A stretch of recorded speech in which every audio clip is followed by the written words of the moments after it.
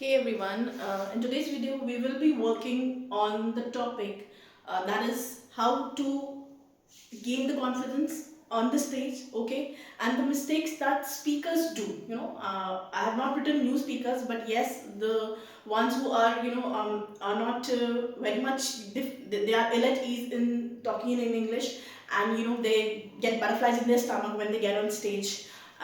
So, what are the mistakes that, we all, yeah, those speakers do? What are the mistakes that they do, and how to overcome those mistakes? Will be discussed by me in this particular video. The first one is trying to memorize the whole script.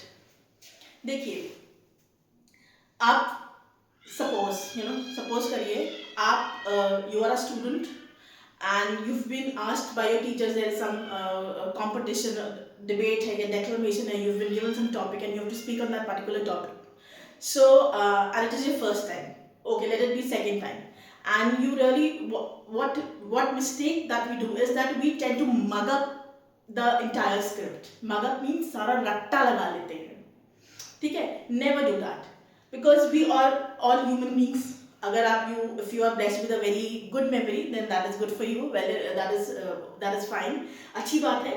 लेकिन भूल जाते हैं, we humans, we tend to forget. You cannot learn each and every particular word in the script as it is. So, the mistake that we commit is, for example, I have mugged up all the script, and while I'm delivering my speech, or while I'm, saying whatever the topic is, I might, if I forget the word in between, I might to fumble, okay, and I might say, of course, if I'll fumble, I'll feel nervous also. अगर आपने वैसे का वैसा रट्टा लगा लिया है ना, आप स्टेज पे जाके बोल रहे हैं और बीच में से कुछ भूल गए, नर्वस हो जाएंगे, नहीं समझ पाएंगे, आप नहीं कनेक्ट कर पाएंगे नेक्स्ट सेंटेंस से. क्यों? क्योंकि आपने रट्टा लगा रखा है. तो इसकी बजाय आपको क्या करना है, you have to make bullet points. ठीक है? कभी भी बात करिए, किसी से भी बात करिए, आपने देखा होगा सेलिब्रिटीज को, वर्ल्ड लीडर्स को, whenever they are on stage, it is not scripted. ठीक है? They tend to speak naturally. यही काम आपको और हमको भी करना है. जैसे मैं भी आपको पढ़ाती हूँ, तो मैं कोई स्क्रिप्ट नहीं तैयार करके रखती हूँ. Of course script in the sense, of course I do make a point. जैसे इस वीडियो में मैं लेके आई हूँ कि मिस्टेक्स जो हम स्पीकर्स करते हैं उसके बारे में लेके आई हूँ, लेकिन जो मैं ये बोल रही हूँ, ये मैंने कहीं रट्टा नहीं लगाया है. And that is the reason I am able to connect it with my viewers, because whatever I am delivering it is natural. ठीक है? अगर ये रटा हुआ होता तो it would have sound kind of robotic. ये तो रोबोटिक है, आई हैं और लेक्चर देके चली गई हैं, ये क्या ही वीडियो बना रही हैं. So same case, same situation, yeah, same formula is applied on stage also while you are delivering your debate or declamation, or even if you are working in some MNC and you are giving your presentation. At that particular point of time also try to be natural. पहली चीज ये है, रट्टा नहीं लगाना है. So the mistake, trying to memorize the whole script, is absolutely not acceptable, not applicable. तो आपको की पॉइंट्स बनाने हैं या बुलेट पॉइंट्स, आप 4 या 5 पॉइंट जो मेन है आपको लगता है कि अच्छा इसके बाद ये, इसके बाद ये, इसके बाद ये, आप वो अपने दिमाग में आप वो लर्न कर सकते हैं, है ना, और उसके ऊपर आप उसको यू कैन एलाबोरेट इट. ठीक है? The second blunder, the second mistake that speakers do is speaking too fast. ठीक है?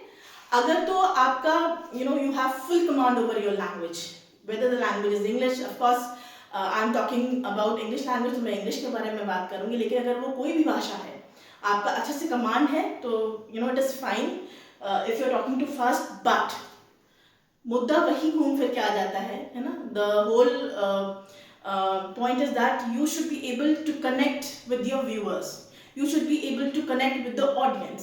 If you are speaking too fast, एक के बाद एक के बाद एक के बाद आप बोलते ही जा रहे हैं और सामने वाले को समझ ही नहीं आ रहा है, तो क्या ही मतलब है ना. तो थोड़ा सा कोशिश करिए कि गैप दीजिए. एकदम जैसे कोई वीडियो, जैसे कोई लूप पे रील लगा दिया, कुछ लगा दी, वो काम नहीं करना है. You should try to if you really want yourself to connect with the viewers, तो थोड़ा धीरे बोलिए. धीरे का मतलब ये नहीं है कि इतना कम बोलिए कि सामने वाले को पहुंचेगी. धीरे का मतलब जो स्पेस, जो स्पीड आपने पकड़ी है, वो स्पीड आपको थोड़ी कम करनी रहेगी. ठीक है. Practice pausing, है ना. Why I have written this, because I'm trying to say that let the words sink in. मतलब जो आप बात कर रहे हैं, जो आप बोल रहे हैं, वो सामने वाले को let the audience absorb it, है ना, उसको समझ में आए. अब जैसे मैं ही समझा रही हूँ, मैं बता रही हूँ, तो क्या अगर मैं चक चक चक चक चक चक बोलती रहूँ और बीच में पॉज ना दूँ और गैप ना दूँ, तो क्या होगा? आपको नहीं समझ में आएगा. आप immediately you will remove my video, you will start watching something else. ठीक है. तो इसीलिए you should try to practice pausing in between while delivering any speech और any presentation. Alright. The third mistake is no eye contact. Eye contact से मेरे साथ क्या होता था, अगर स्कूल में मैं थी, कॉलेज में भी होता था, अगर कुछ स्टेज पे आप डिलीवर कर रहे हो, कुछ स्टेज पे आप बोल रहे हो और ऑडियंस में ऑफ कोर्स आपके फ्रेंड्स रहते ही, है ना, तो अगर आपने उनको देख लिया तो कुछ ना कुछ ऐसा मिशीफ हरकत जरूर करेंगे जिससे अगर कोई सीरियस टॉपिक है, उन्होंने कुछ you having eye contact with that person, अगर उसने कुछ ऐसा कुछ किया कि आपको हंसी आ सकती है, तो वो नहीं आना चाहिए, है ना. सीरियस टॉपिक पे बात करें, आप हंस रहे हैं, तो आपको क्या करना है, दो चीजें देखो आपको नहीं करनी. पहले तो किसी से आई कांटेक्ट नहीं करना है. आई कांटेक्ट का मतलब, जैसे मैं अभी वीडियो बना रही हूँ तो मेरा पूरा eye contact is with the camera, है ना, कि कैमरे के सामने मैंने बना रखा, सारी मैं बातें कर रही हूँ. तो मुझे जब लाइव ऑडियंस बैठी, तभी मुझे ये काम नहीं करना है. मुझे थोड़ा थोड़ा एक फ्रैक्शन ऑफ सेकेंड सब जगह देखना है.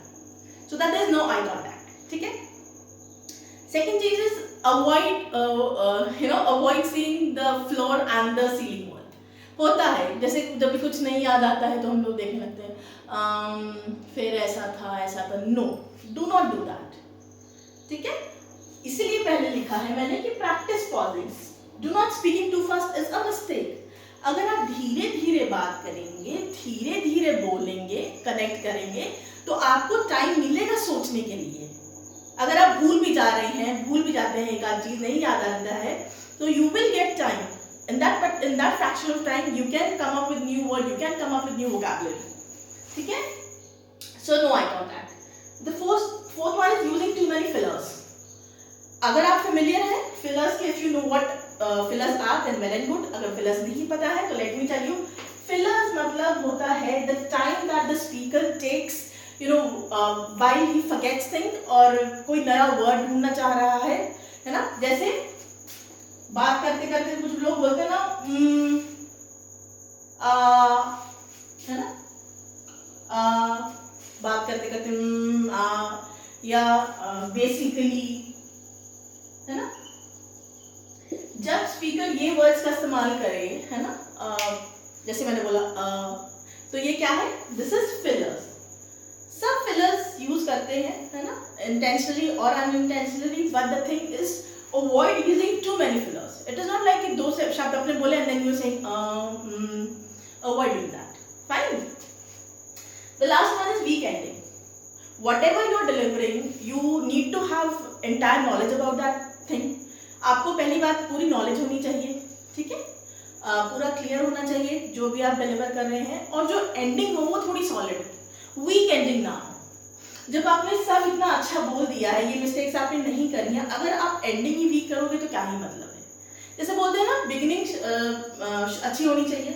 बिगिनिंग अच्छी कैसी होनी चाहिए?